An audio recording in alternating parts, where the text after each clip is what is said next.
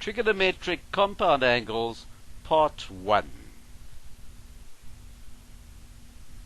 We're going to have a look at polar coordinates. Now here's a Cartesian plane with a line of length r, fixed length r, rotated through an angle of theta from the positive side of the x-axis. There we are. Its x and y coordinates are there, x, y, and cos theta is defined as x over r. Sin theta y over r, which means that x equals, now consider we want x on its own, so multiply up by the r, we end up with r cos theta, and y equals r sin theta. Now if x equals r cos theta and y equals r sin theta, we can replace there and put r cos theta there and r sin theta there instead of y. Let's do that. There we are. So x equals r cos theta, y equals r sin theta.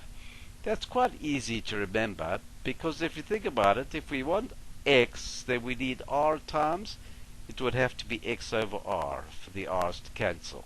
If we want y here, we need r times y over r for the r's to cancel. Those we call the polar coordinates. Strictly speaking, they're not really the true meaning of the term, but we're going to use it loosely in this section. The real meaning of polar coordinates is the use of r and theta, where the r goes where x goes and the theta goes where y goes. But you can wait till tertiary maths for that, university maths. Let's do an exercise. Here are a whole lot of exercises where we have to find the polar coordinates of the point A. Notice A is at the end of that line going out from the origin. There's the angle theta, there's the angle theta. Be careful here. This is the angle 180 minus theta.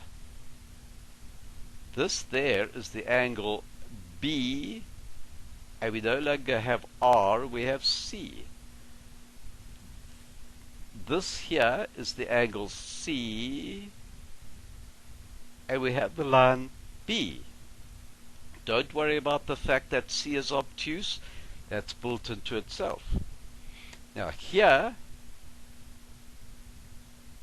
we have the angle 270 minus theta. So let's keep that in mind. Let's practice them. If we look at the first one, A, r theta. Well, this is pretty straightforward. We have x cos theta. X is r cos theta. Y is r sin theta. Well, then that's the definition. Straight off. Exactly the same as in the initial example. Let's look at the next one now. Theta to there, r. The coordinates of A are once again r cos theta, r sin theta. You don't have to worry about the fact that this is in the negative quadrant for x, because it's built into the angle. Cos of an obtuse angle will give you your negative.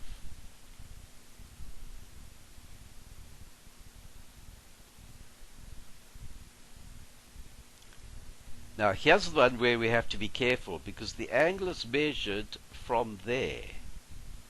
So therefore we have to think of this angle as 180 minus theta.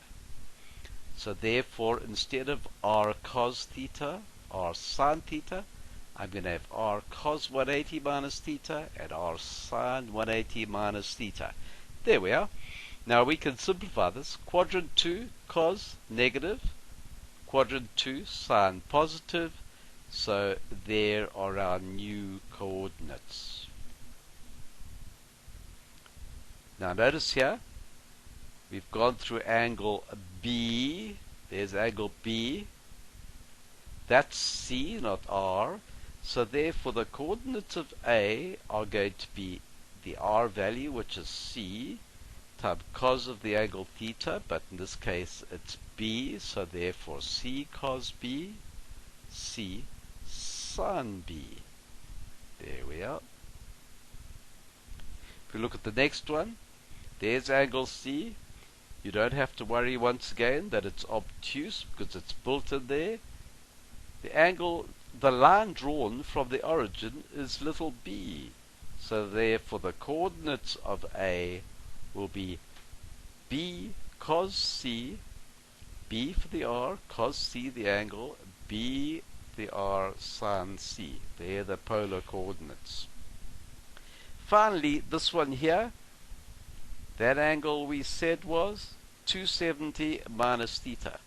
So we're going to have r cos r sin 270 degrees minus theta. There we are.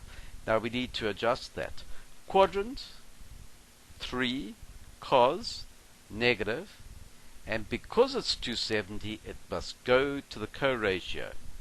Therefore it goes to negative sin theta. Quadrant 3 sin negative goes to co-ratio, so therefore negative cos theta. So there are our polar coordinates of A in that case. Now, we're now going to prove a formula. Given an angle A, radius 1, just to make life easier, we need to give the polar coordinates of P. So it's r cos theta, r sin theta. Well, r is 1, theta is A. So therefore, 1 cos A, 1 sin A, 1 cos A, 1 sin A, and the ones we don't need, so they go. Now, we have another angle B. There we are. Let's give its coordinates. Also 1 there, so we're going to have the cos sin again. We're going to have cos B, sin B. Now there are two ways that we can find the distance PQ.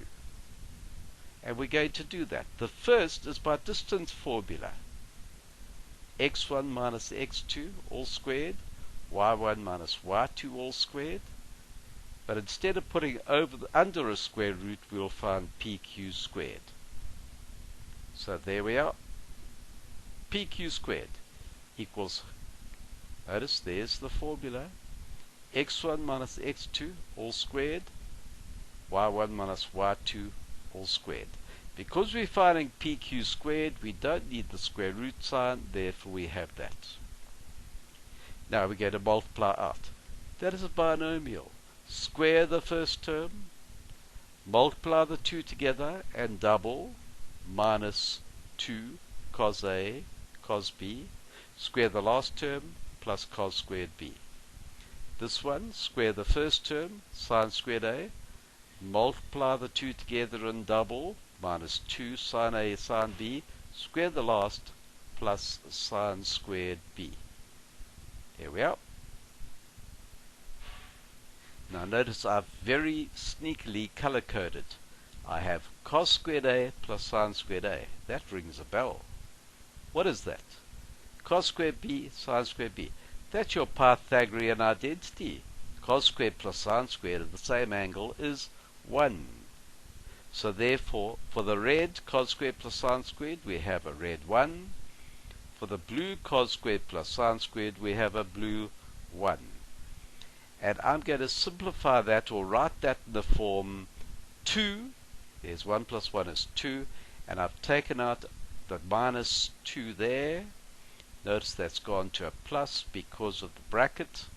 Now, minus 2 times plus gives you minus 2. So it's correct there now. So there's PQ squared by one way. Let's put that there. Now we're going to use cosine rule. Now do you remember, cosine rule is that squared, or PQ squared equals that squared plus that squared, minus twice that cos the angle. That's A and that's B. So therefore this angle is A minus B. So there we are, cos rule. PQ squared is 1 squared plus 1 squared minus 2 times 1 times 1 times cos of A minus B. Now I'm going to simplify that to 1 squared plus 1 squared is 2. 2 times 1 is 2. So we end up with 2 minus 2 cos A minus B. Now wait a moment. We have PQ squared equals, and we have PQ squared equals.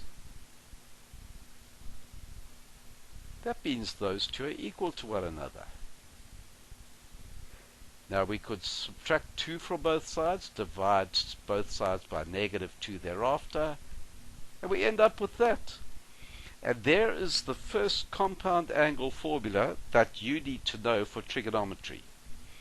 Cos of A minus B is not cos A minus cos B. That would only happen with a linear function, which gives a straight line graph. This does not. You are aware of the cos graph. It does not give a straight line. So cos A minus B, we cannot distribute cos to A and B. But it is a special formula, cos cos plus sin sin. Now I really want you to remember that the cos compound angle gives a cos cos sin sin pattern, and of course that is changed to a plus. These will be on the formula sheet though.